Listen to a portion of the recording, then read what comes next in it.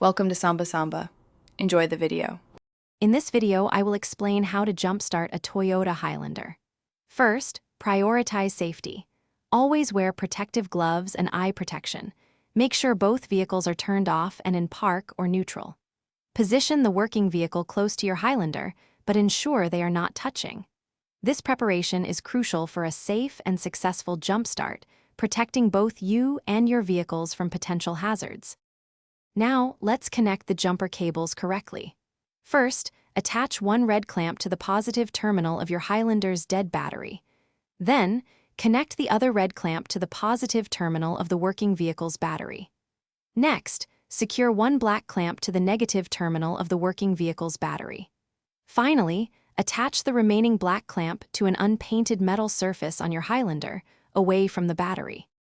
With the cables securely connected, it's time to start the process. Begin by starting the engine of the working vehicle.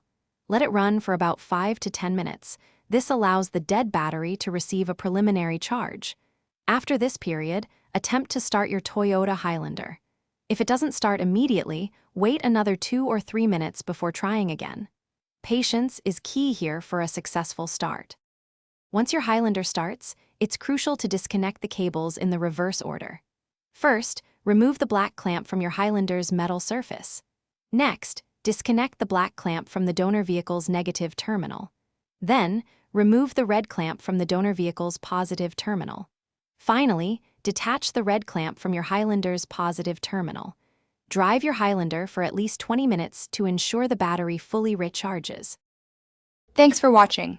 Consider subscribing if we helped you.